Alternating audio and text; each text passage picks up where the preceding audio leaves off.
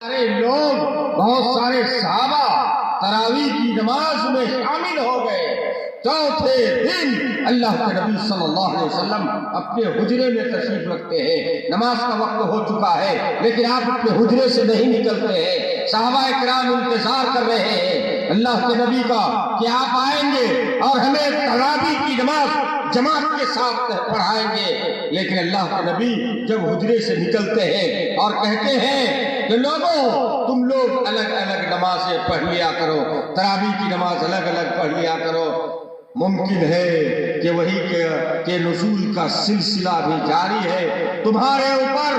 اگر یہ تراویح کی نماز فرض کر دی جائے تو تم اس کی طاقت نہیں رکھ سکتے ہو، اس لیے میں اس نماز کو جماعت کے ساتھ پڑھنے سے میں بھاگ آتا ہوں اور تم لوگوں کو روکتا ہوں کہ میں تراویح کی نماز جماعت کے ساتھ اب نہیں پڑھاؤں گا۔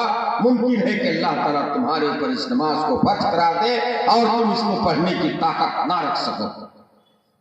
کتنے مہربان ہیں اللہ کے نبی، رؤوف رحیم، بہت ہی مہربان، بہت ہی مشفق۔ اللہ کے نبی صلی اللہ علیہ وسلم اپنی امتی کے لیے، اپنی امت کے لیے بہت ہی مشفق۔ جب شفاعت کرنے والا قیامت کے دن کوئی نہیں ہوگا تب اللہ کے نبی صلی اللہ علیہ وسلم شفاعت کریں گے اور آپ سجدے میں گر پڑیں گے اور سجدے میں ایک لمبے عرصہ تک گرے رہیں گے، یہاں تک کہ اللہ تعالیٰ کہے گا کہ تم اپنے سر کو اٹھاؤ اور اللہ سے مانگو، تم کو دیا جائے گا، سل توتا، تم مانگو تمہیں دیا جائے گا۔ اور اللہ کے نبی صلی اللہ علیہ وسلم اس کے بعد شفاعت کریں گے اپنی امتی کے لیے اور اپنے امتی کو جنت میں لے جائیں گے اپنے ساتھ میں۔ کتنے مہربان میرے بھائیو، آپ سوچ سکتے ہیں اگر لوگ بھوکے ہیں تو ان کو کھلانے کی ذمہ داری آپ نے اٹھائی۔ حضرت ابو ہریرہ رضی اللہ تعالیٰ عنہ بھوک کی شدت میں ہے، وہ ایک سڑک کے کنارے بیٹھے ہوئے ہیں، اس لیے تاکہ کوئی آدمی گزرے تو میری حالت دیکھ کر کے مجھے اپنے گھر کھانا کھلانے کے لیے لے جائے۔ آپ بیٹھے ہوئے ہیں، حضرت ابو بکر کا گزر ہوتا ہے، وہ دیکھتے ہیں اور حضرت ابو ہریرہ کہتے ہیں کہ ابو بکر اس آیت کا مفہوم اور مطلب کیا ہے؟ اس کا مطلب یہ تھا کہ ابو بکر مجھے یہ سننے کے بعد اپنے گھر لے جائیں گے اور مجھے کھانا کھلائیں گے، لیکن ابو بکر نے اس آیت کا ترجمہ اور تفسیر اس کو بیان کر دیا اور آگے نکل گئے۔ حضرت عمر رضی اللہ تعالیٰ عنہ کا بھی گزر ہوا، ان سے بھی ابو ہریرہ نے پوچھا کہ عمر اس آیت کا مفہوم کیا ہے؟ حضرت عمر نے بھی مفہوم بتایا اور گزر گئے۔ اللہ کے نبی صلی اللہ علیہ وسلم آئے اور ابو ہریرہ کے چہرے کو دیکھ کر کے سمجھ گئے کہ یہ کافی بھوک میں ہے اور شدت بھوک کی وجہ سے بے حال ہے۔ کہا کہ ابو ہریرہ تم چلو میرے ساتھ میرے گھر۔ ان کے ساتھ اپنے گھر جاتے ہیں۔ اللہ کے نبی اپنے گھر میں دیکھتے ہیں کہ ایک پیالہ صرف دودھ ہے جو کسی کے گھر سے ہدیے میں دیا گیا تھا۔ اللہ کے نبی نے فرمایا کہ ابو ہریرہ کھانے کا سامان تو ہے، ایک پیالہ دودھ ہے، جاؤ اور اصحاب صفہ کو بلا کر کے لے آؤ۔ حضرت ابو ہریرہ نے کہا کہ اتنا سا دودھ اور اصحاب صفہ کی اتنی تعداد، اگر یہ دودھ مجھے مل جاتا تو میں ہی پی لیتا، میرا تو کچھ پیٹ بھر جاتا۔ اب اسی دودھ میں اصحاب صفہ کو بھی بلا کر کے لائے۔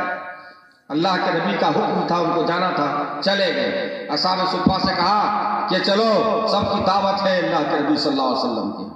اصحاب صفہ سارے کے سارے آ گئے۔ اللہ کے رسول نے فرمایا کہ ابو ہریرہ دودھ کا پیالہ لو اور سب کو باری باری پلاتے رہو۔ حضرت ابو ہریرہ پلاتے رہے یہاں تک کہ سب کو سکم شیر ہو کر کے پلا دیا۔ اس کے بعد جب کوئی نہیں بچا تو اللہ کے نبی نے فرمایا اے ابو ہریرہ اب ہم اور تم بچ گئے ہیں، اب تم اس پیالے کو لے اور دودھ پینا شروع کر دو۔ حضرت ابو ہریرہ بیان کرتے ہیں کہ میں نے سکم شیر ہو کر کے پیا۔ اللہ کے نبی نے فرمایا کہ ابو ہریرہ اور پیو، پھر میں نے پیا۔ ابو ہریرہ اللہ کے نبی نے فرمایا کہ اور پیو، میں نے پھر پیا۔ اس کے بعد میں نے کہا کہ اللہ کے نبی اب مجھے پینے کی ضرورت نہیں، اب میں نہیں پی سکتا۔ اس کے بعد اللہ کے نبی نے فرمایا کہ ابو ہریرہ وہ پیالہ مجھے دے دو۔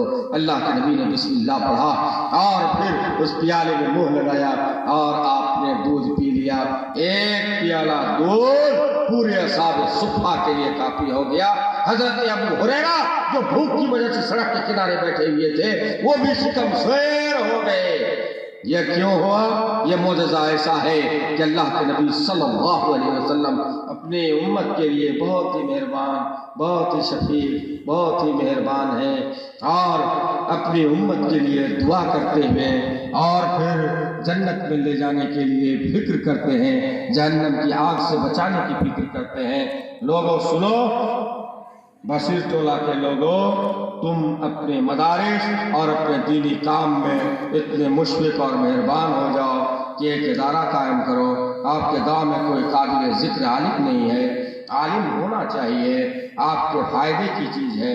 ایک مدرسہ قائم ہونا چاہیے، آپ کا بچہ پڑھنا چاہیے۔ آپ جتنے لوگ چندے میں باقی رہ گئے ہیں وہ سارے کے سارے چندہ میں تعاون کریں اور ایک بہترین مدرسے کا قیام عمل میں لائیں۔ اللہ سے دعا ہے کہ اللہ تعالیٰ آپ تمام لوگوں کو دین اسلام پر اور ہم تمام انسانوں کو دین اسلام پر ثابت قدمی عطا فرمائے۔ آمین۔ وآخر دعوانا الحمدللہ۔